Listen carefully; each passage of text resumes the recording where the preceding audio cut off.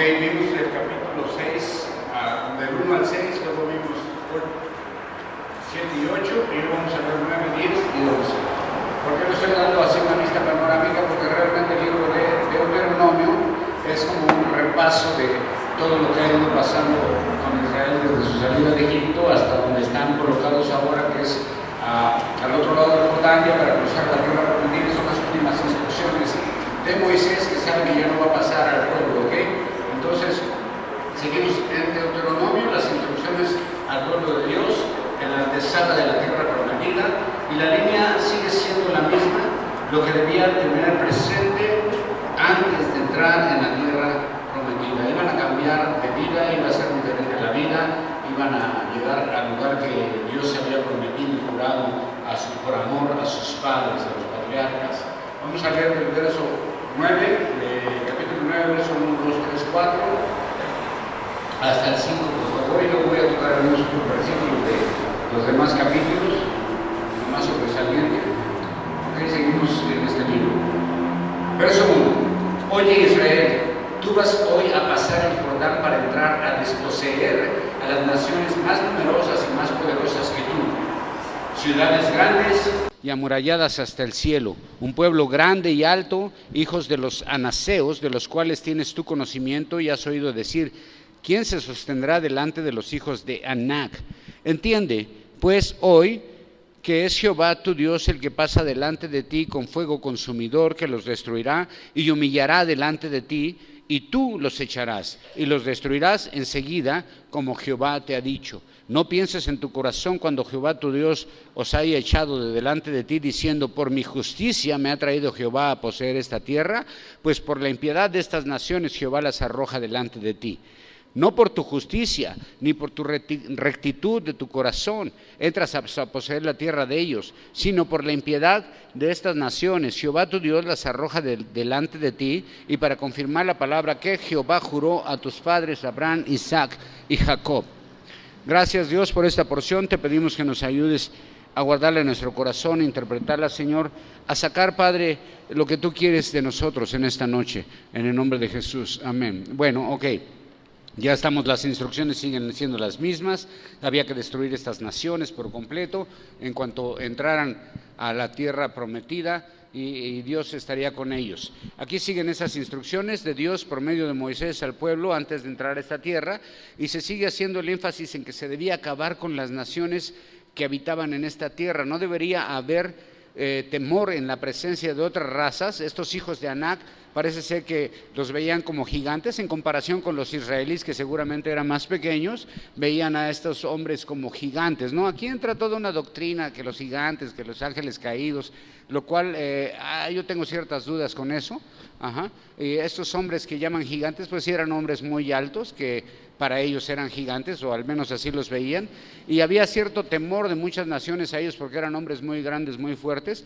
Pero dice Dios: tú no debes de tener ningún temor a esto, no debía haber ninguna duda en cuanto a quién haría el trabajo, porque el trabajo era de Dios, y el pueblo únicamente era un instrumento que Dios iba a utilizar para echar fuera estas naciones.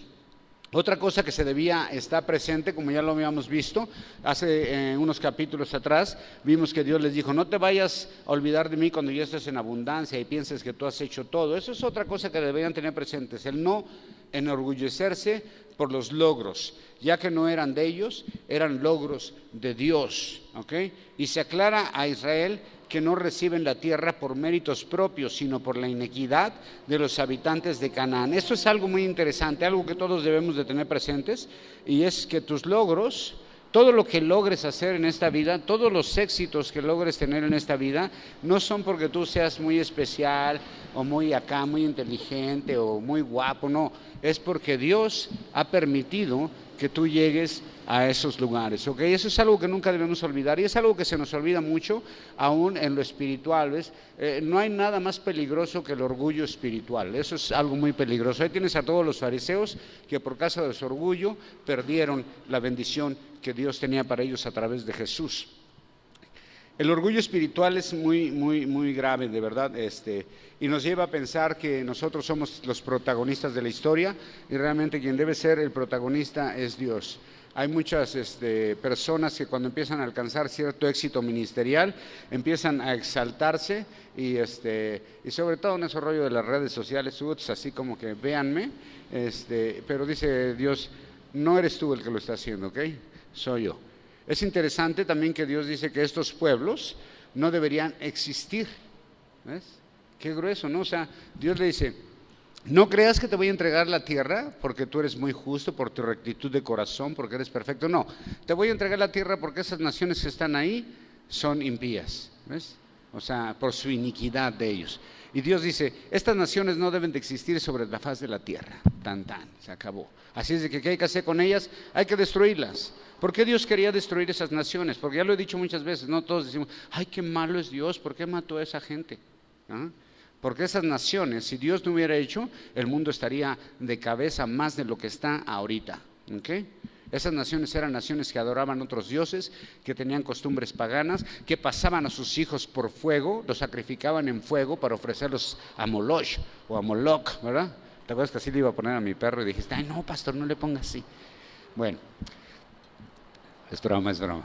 Ok, entonces ellos hacían todo ese tipo de cosas, ¿ves?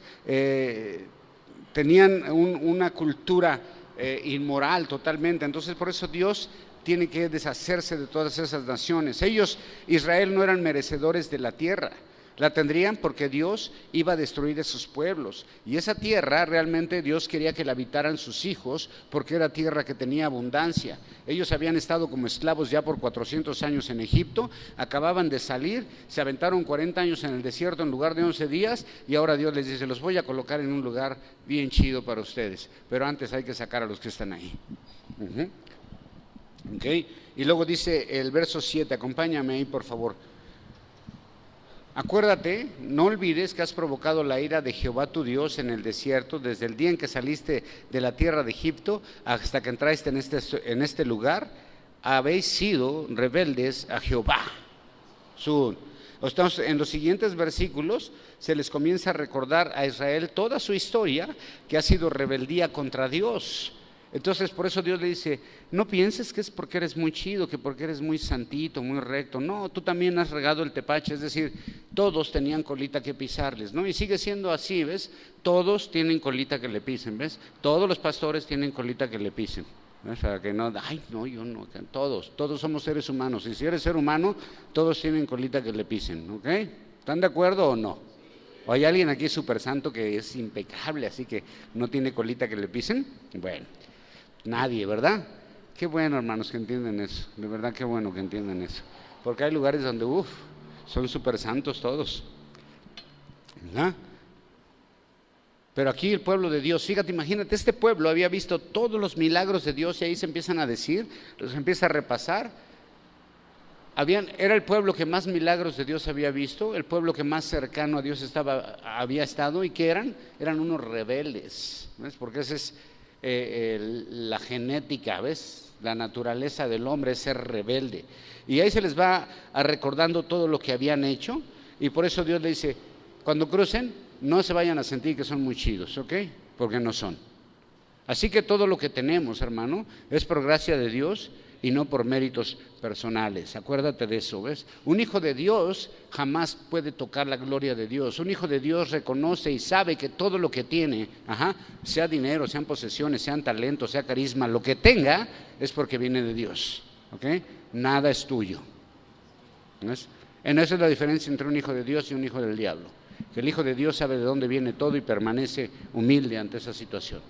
¿Ves? En el momento en que un hijo de Dios comienza a exaltarse y a ser soberbio, eso acaba de perder todo lo que Dios le ha dado. Así es de que se les recuerda todas sus rebeliones y el propósito. ¿Para qué les recuerda todo eso Dios? El propósito es para que no se levantaran de manera orgullosa otra vez, ya que Dios les había dicho, fíjate, les dice, les voy a dar la tierra, pero no por su rectitud de corazón ni por nada de eso. Y en capítulos anteriores les dijo, ustedes eran ¿qué? La nación más insignificante de la tierra. Es decir, Dios le dice, ustedes eran los más nacos de todos, pero aún así por amor les voy a entregar esa tierra, ¿ok? Porque yo los escogí a ustedes. ¿Y por qué los escogió? Por débiles, por insignificantes, porque esa es la única manera en que Dios iba a glorificar su nombre. Se les recuerda también la historia del becerro de oro. ¿Se acuerdan? Aquel día que Moisés subió a la montaña por 40 días y como tardaba en bajar, la gente se empezó a alborotar y le dijeron a Aarón, que era el sacerdote, el sumo sacerdote, le dijeron, haznos un Dios, ¿no? Dijo, bueno, traigan sus anillos de oro y todos sus aretes de oro, y fundieron, hicieron un becerrito de oro y lo empezaron a adorar. Eso hizo el sumo sacerdote. ¿Okay? Y cuando bajó Moy, se enojó muchísimo, que tuvo que romper las tablas, y ese día murieron miles de israelitas, ¿ok? A causa de su rebelión. Se les va recordando todo eso, pero ve el verso 18 ahora. Dice, me postré delante de Jehová como antes, 40 días y 40 noches, no comí pan ni bebí agua a causa de todo vuestro pecado que habéis cometido, haciendo el mal ante los ojos de Jehová para enojarlo. Entonces Moisés había pasado 40 días en la montaña con Dios, baja con las tablas, con el diseño del tabernáculo, y ve el relajo que está pasando, tiene que romper las tablas, y cuando ve toda la mortandad, tiene que volver a un ayuno de 40 días y 40 noches orando. ¿Ves? Yo pregunto, ¿quién ahora se avienta 40 días orando? Los domingos aquí yo veo la oración, ¿no? O sea, se avientan una reflexión de media hora, cuando está bueno el show se la avientan de 45 minutos, quedan 15 para orar, y de esos 15 platican 10, ¿ok? 40 días en oración y en ayuno, porque ese era el corazón de Moisés, ¿ves? ¿Y todo por qué? Para que el pueblo no fuera destruido por Dios, y si no ha sido por esa intercesión de ayuno y oración de Moisés, de la misma manera, el pueblo hubiera sido destruido por completo. Pero a causa de un hombre que se puso en la brecha, a causa de un hombre que empezó a interceder y a ponerse en la brecha delante de todos los demás, delante de Dios, Dios tuvo misericordia. Imagínate nosotros, dice la Biblia que el ministerio de Cristo, ¿cuál es? En el cielo, ¿qué está haciendo Cristo? Orando e intercediendo por nosotros. ¿Okay? Así es de que imagínate cómo tenemos a Cristo en oración todos los días, porque si no fuera así, si no fuera por la intercesión de Jesús, por la gracia y misericordia de Dios, muchos de nosotros ya hubiéramos sido destruidos. Porque ¿sabes qué? Todos tenemos algo que esconder excepto yo y mi chango. Esa es una canción. No, todos tenemos algo de que nos acusen. Deuteronomio 25.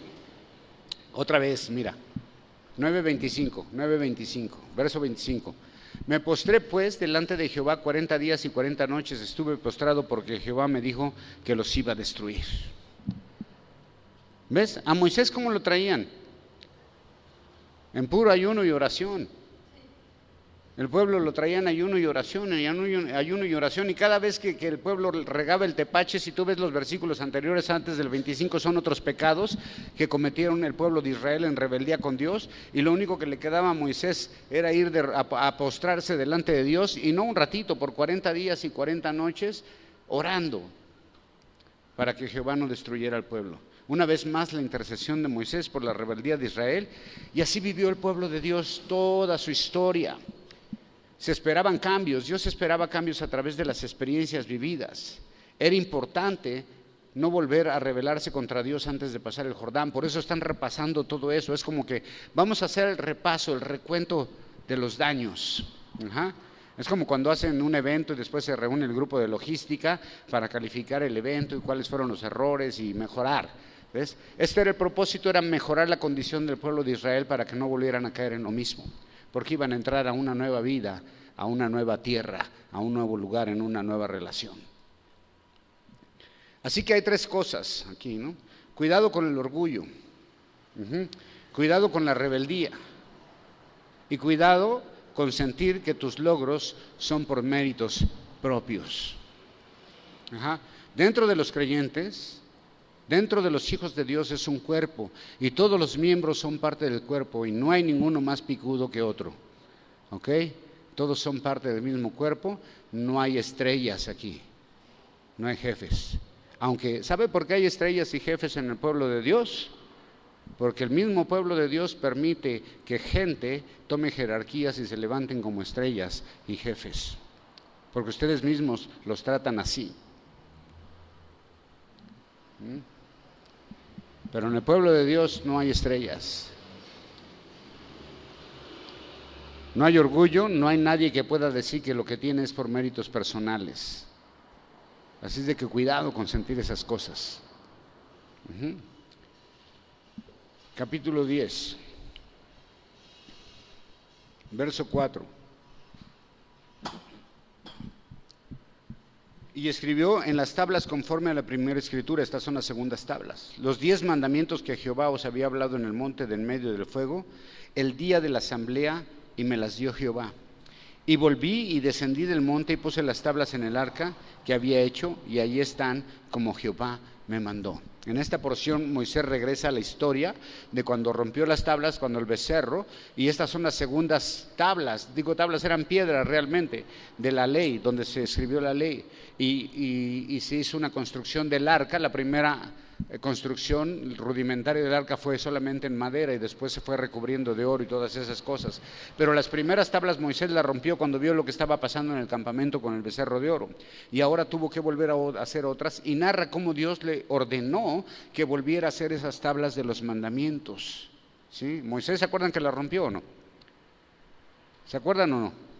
Ok, una vez que se rompen, dice Dios, no, ven, vuelve a hacerlas, porque esto es muy importante. Esto es muy importante, que mi pueblo conozca mis estatutos y mis decretos para que vivan en base a eso, porque esa es la base de la prosperidad o del éxito del pueblo. Se recuerda la muerte de Aarón también en esos versículos, y el paso de Israel por diferentes lugares, así como la separación de los levitas como encargados del arca. Pero llegando al verso 10, me gusta lo que dice, y mira el verso 10:10. Yo estuve en el monte como los primeros días, 40 días y 40 noches, y Jehová también me escuchó esta vez, y no quiso Jehová destruirte. Una vez más Moisés le recuerda cuántas veces tuvo que intervenir para que Dios no los destruyera. ¿Cuántas veces Jesús habrá tenido que intervenir por nosotros para no ser consumidos por Dios, hermano? Acompáñame al verso 12 del capítulo 10, 12 y 13, por favor. Ahora pues, Israel, eso es muy interesante. ¿Qué pide Jehová tu Dios de ti? Es como si ahora preguntara aquí. Ahora pues, Capilla Calvario de Aguascalientes, ¿qué pide Jehová tu Dios de ti? ¿Qué pide Jesús de ti? Aquí son cosas nada más, dice, que le temas a Jehová tu Dios, que andes en todos sus caminos, que lo ames y le sirvas a Jehová tu Dios con todo tu corazón y con toda tu alma. 13. Que guarde los mandamientos de Jehová y sus estatutos que yo te prescribo hoy. ¿Para qué? Para que tengas, ¿qué? Prosperidad.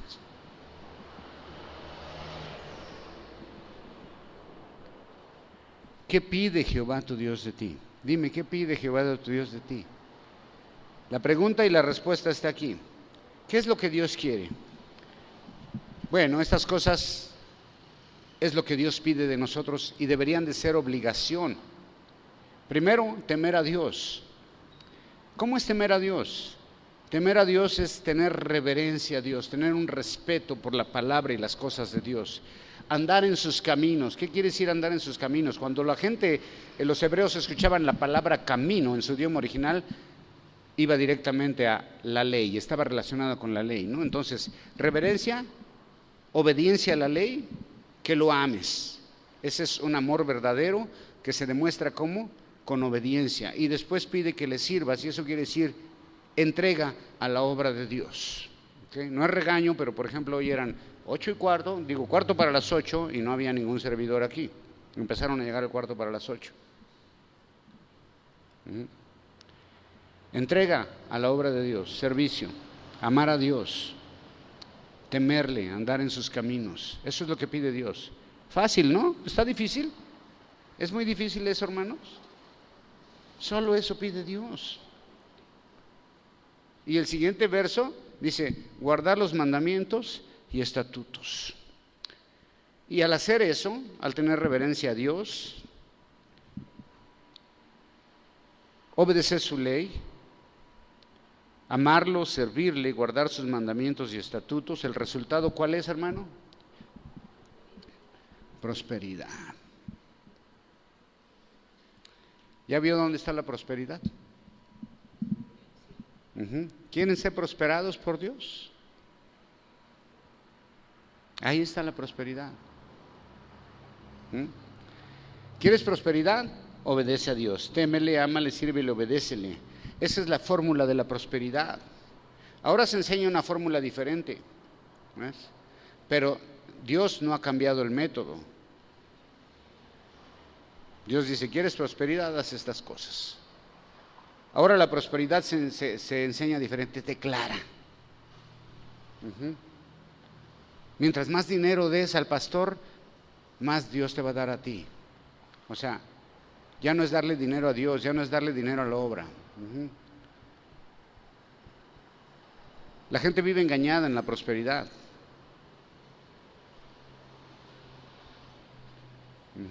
Perdón que lo diga. Hay pastores que su ministerio es enriquecerse por medio de Cristo.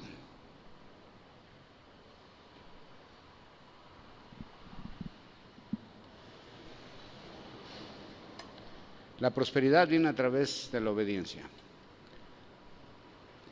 Se hace énfasis en el amor de Dios por su pueblo y que Dios es el dueño de todas las cosas, pero que todas esas cosas se obtienen únicamente sometiendo el corazón a la voluntad de Dios en obediencia. Si no, no hay tal. Y luego dice el verso 19, esto es interesante. Pon el 19, por favor. Amaréis pues al extranjero, porque extranjero fuiste en la tierra de Egipto. Y aquí parece algo contradictorio, ¿no? Primero dice, acaben con las naciones de Canaán. Y luego dice, pero amen al extranjero. O sea, ¿cómo? Pues no que los matemos. ¿Los matamos o los amamos? Bueno, la clase de extranjero que aquí se menciona es la gente que había abandonado su patria y que vivía entre los israelitas, y gente que había creído en Jehová como su Dios. Ese era el extranjero que ellos debían amar, ¿ok? Y luego acompáñame al verso 21, que es muy interesante para los músicos también y para toda la congregación. Dice, el objeto de tu alabanza, y Él es tu Dios. Él es el objeto de tu alabanza y Él es tu Dios, que ha hecho contigo estas cosas grandes y terribles que tus ojos han visto. El objeto de tu alabanza es Él. Ese es un punto muy importante. El objetivo principal de toda alabanza debe ser Dios. No hay otro objetivo. Y cuando alabamos a Dios, lo alabamos, la alabanza viene a nuestro corazón, a nuestra mente, porque entendemos lo que Él ha hecho y está haciendo. Es muy triste, hermanos, que cuando estamos alabando a Dios, y eso es algo que yo he querido cambiar por mucho tiempo, pero es tan difícil romper con las estructuras que la iglesia ha creado.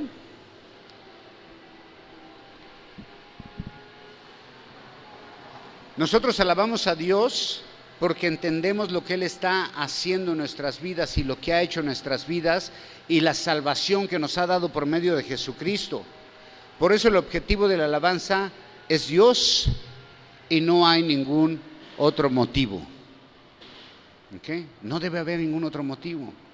Ahora la alabanza por medio de la música, porque no solamente se puede alabar a Dios por medio de la música, ¿sabías?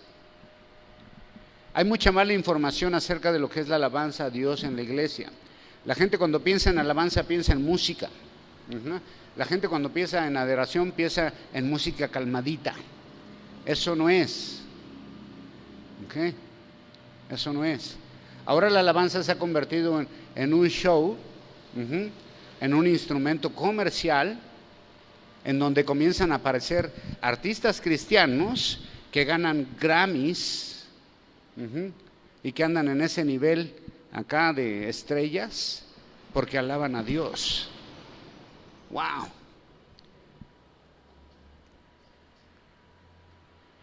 ¿No es? El motivo de nuestra alabanza, el objetivo de nuestra alabanza es Él. ¿Y por qué? Porque ha derramado en mi corazón bendiciones y las entiendo. Porque entiendo el sacrificio de Jesucristo, porque entiendo lo que ha hecho Él y porque entiendo que por medio de eso yo he alcanzado vida eterna y por eso mi boca da alabanzas a Dios.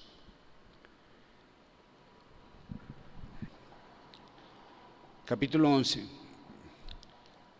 verso 1, 2, 3, 4 y 5, hasta el 7 vamos a leerlo.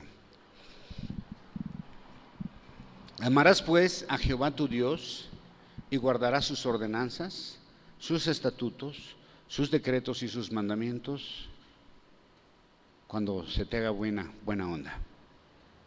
¿Cuándo? Todos los días. Y comprended hoy por qué no hablo con vuestros hijos que no han sabido ni visto el castigo de Jehová vuestro Dios, su grandeza, su mano poderosa y su brazo extendido. Y sus señales y sus obras que hizo en medio de Egipto a Faraón, rey de Egipto y toda su tierra, y lo que hizo al ejército de Egipto y a sus caballos y a sus carros, cómo precipitó las aguas del mar rojo sobre ellos cuando venían tras vosotros, y Jehová los destruyó hasta hoy, y lo que ha hecho con vosotros en el desierto hasta que habéis llegado a este lugar, y lo que hizo con Datán, Abirán y los hijos de Eliab, hijos de Rubén, como abrió su boca a la tierra y los tragó con sus familias, sus tiendas y todo su ganado en medio de todo Israel. ¿Se acuerdan de eso? Mas vuestros ojos han visto todas las grandes obras que Jehová ha hecho. Una vez les recuerda todo lo que ellos han visto de parte de Dios. Pero comienza el verso 1 con un amarás a Jehová tu Dios. En eso se han enfocado estos 3 capítulos, en amar a Dios, en obediencia. Dice Juan, si me amas, ¿qué? ¿Obedece mis mandamientos? El que me ama obedece mis mandamientos. Y aquí siguen lo mismo. Se les recuerda una vez más todos los hechos conocidos de Dios, se les recuerda las consecuencias trágicas que llegaron a causa de la desobediencia y rebeldía. Cómo se los tragó la tierra, ¿te acuerdas de las casas y todo? Eso lo acabamos de estudiar en Números. Pero lo primero que resalta es el amor a Dios y la obediencia a sus mandamientos. La base de todo es eso, la obediencia y el amor a Dios. Y sabemos que quien ama a Dios lo demuestra con obediencia. Luego dice el verso 8, fíjate otra vez, guardad pues todos los mandamientos que yo os prescribo hoy, para que seáis fortalecidos y entráis y poseáis la tierra a la cual pasáis para tomarla. 9. Para que os sean prolongados los días sobre la tierra de la cual juró Jehová a vuestros padres, que había de darla a ellos y a su descendencia, tierra que fluye leche y miel. Todos los mandamientos, sigue el énfasis en la obediencia a la palabra de Dios. Hay consecuencia de obedecer. Ya vimos que la consecuencia de obedecer es prosperidad, pero ahora agrega una promesa más que es fortaleza y larga vida. Y obvio está hablando de una larga vida y una vida de calidad. El verso 13 dice, vamos a leer 13, 14 y 15. Si obedecieres cuidadosamente a mis mandamientos que yo os prescribo hoy, amando a Jehová vuestro Dios y sirviéndole con todo vuestro corazón y con toda vuestra alma. Wow. Vamos a leerlo otra vez. Si obedecieras cuidadosamente a mis mandamientos que yo os prescribo hoy, amando a Jehová vuestro Dios y sirviéndole con todo vuestro corazón y con toda vuestra alma, yo daré la lluvia de vuestra tierra a su tiempo, la temprana y la tardía, y recogerás tu grano, tu vino, tu aceite. Daré también hierba en tu campo para tus ganados, comerás y te saciarás. Wow. ¿Por qué anda tirando la cobija el pueblo de Dios?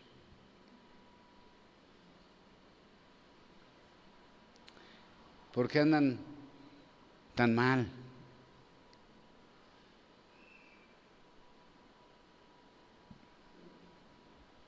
Caras largas sos.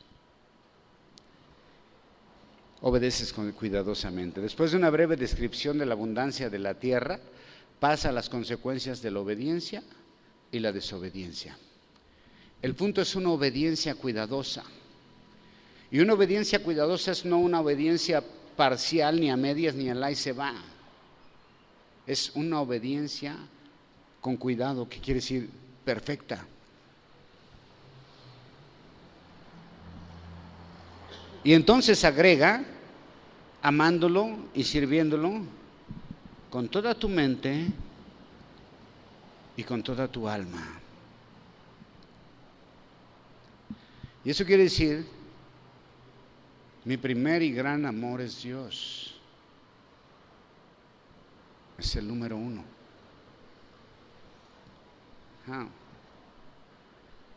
Y las consecuencias de todo eso son bendiciones maravillosas de parte de Dios. Comienza diciendo que va a mandar lluvia temprana y lluvia tardía. ¿Qué significa eso? Porque todos cantan, manda lluvia temprana y tardía, pero no saben ni qué significa. O sea, ¿qué significa eso? Había 2 temporadas de lluvia en las estaciones del pueblo de Dios.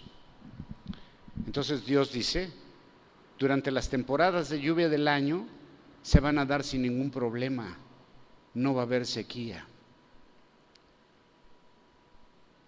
Y después, cuando la tierra es bendecida por la lluvia que envía Dios, obviamente hay cosecha, y de ahí ellos van a poder tomar ¿qué?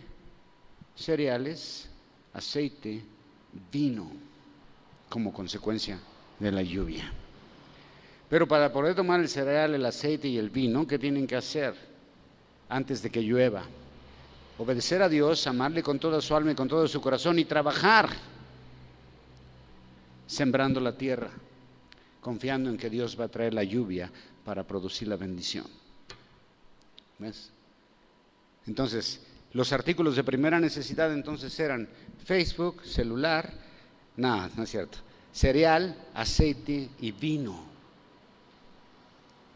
como consecuencia de la bendición de Dios cuando su pueblo estaba sujeto a su voluntad.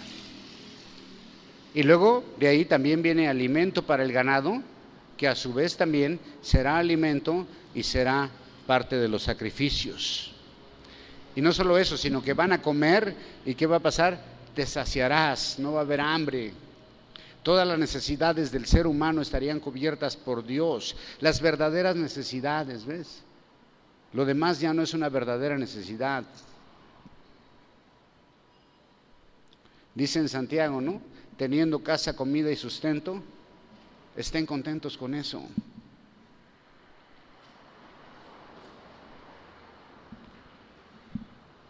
Verso 16, 17. Guardad pues vuestro corazón, no se infatúe, y os apartéis y sirváis a dioses ajenos y os inclinéis a ellos. Se enciende el furor de Jehová sobre vosotros, y cierre los cielos, y no haya lluvia, ni la tierra dé su fruto, y perezcáis pronto por la buena tierra que os da Jehová. Dice, si tú te me desvías poquito, si tú comienzas a ser infiel y comienzas a tener otros número uno antes que yo, voy a cerrar los cielos, no va a haber lluvia, ni temprana ni tardía. Es decir, en ninguna de las 2 estaciones del año que eran estaciones de lluvia, era la lluvia de primavera y creo la lluvia de invierno, no estoy seguro, ¿ok? Dice, pero si tú te me desvías poquito y nada más le coqueteas a otro, ¿ok? Yo voy a cerrar los cielos. Y al cerrar los cielos, no va a haber lluvia. Y al no haber lluvia, no va a haber cereal, no va a haber vino, no va a haber aceite, no va a haber ganado, no va a haber alimento, no va a haber nada. ¿Y qué crees? Te vas a morir pronto. Wow. 18, 19, 20. Por tanto pondréis estas mis palabras, primero ¿dónde? En vuestro corazón y en vuestra alma, y las ataréis como señal en vuestra mano, y serán por frontales en vuestros ojos. Y las enseñaréis a vuestros hijos, hablando de ellas cuando te sientes en tu casa, cuando andes por el camino, cuando te acuestes y cuando te levantes. Y las escribirás en los postes de tu casa y en tus puertas. ¡Wow! Aquí el consejo es, primero, poner la palabra ¿dónde? En el corazón y en el alma. Ponerla en práctica, meditarla y llevarla consigo. Cuando dice la atarás en tu mano, eran las cajitas que se llaman las filactelias, unas cajitas de cuero donde se ponían, era una cajita donde metían algunos versículos de la ley o el decálogo, y otra cajita que se ponían aquí en la frente de cuero, y ahí se metían también la ley, y en su casa escribían la ley en los postes, en los muros, en las puertas, y tenían que hablarla con sus hijos al sentarse, al levantarse, al caminar, en todos lados. Igualito que nosotros la hablamos con nuestros hijos. Todo el día palabra de Dios en tu casa, seguramente, con tus hijos.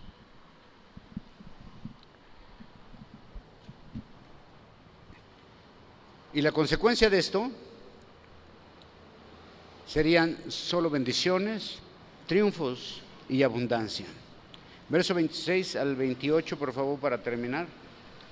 He aquí yo pongo hoy delante de ti la bendición y la maldición. ¿Con quién te vas? ¿Con melón o con sandía? La bendición, si oyeres los mandamientos de Jehová vuestro Dios, que yo os prescribo hoy. Y la maldición, si no oyeres los mandamientos de Jehová vuestro Dios, y os apartares del camino que yo os ordeno hoy, para ir en pos de dioses ajenos que no habéis conocido.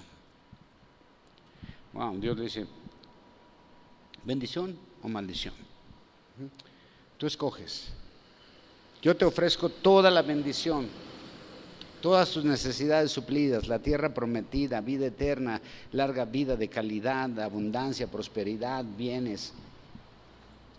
Solo porque me ames con todo tu alma y toda tu mente. Obedezcas. Pero si te me desvías tantito en busca de otros que no has conocido, pero quieres conocer porque te parecen atractivos, pues conmigo no cuentas. Ahora tú eliges. Israel debía tomar una decisión. No era imposición, sino disposición del corazón a obedecer, y cada decisión tendría, o elección tendría una consecuencia. Bendición o maldición. Así que lo mismo es hoy. Cada quien debe de tomar una decisión, y en base a la decisión que tomes, recibe tu consecuencia.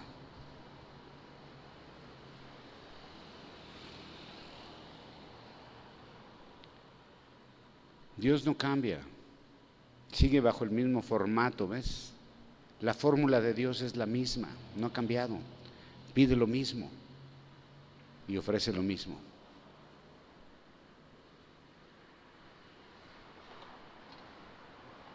La decisión es personal. Tú decides cómo quieres vivir. Tú decides qué quieres recibir de Dios. Bendición o maldición. Ay, pero si Dios es bueno. Bueno, si no lo obedeces, no te puede bendecir.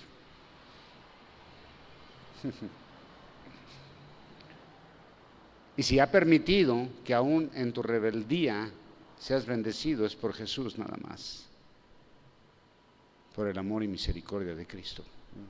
Pero espera algo diferente de cada uno de nosotros. Ponte de pie, vente en ayuno, por favor.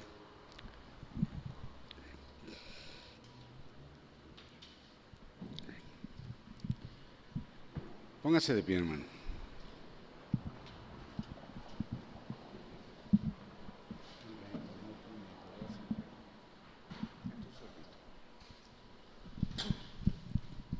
Wow, interesante, ¿verdad?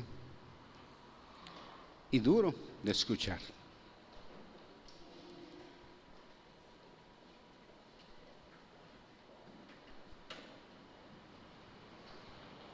La rebeldía es algo que llevamos, el chip ya está puesto ahí, ¿ves? Así nacemos.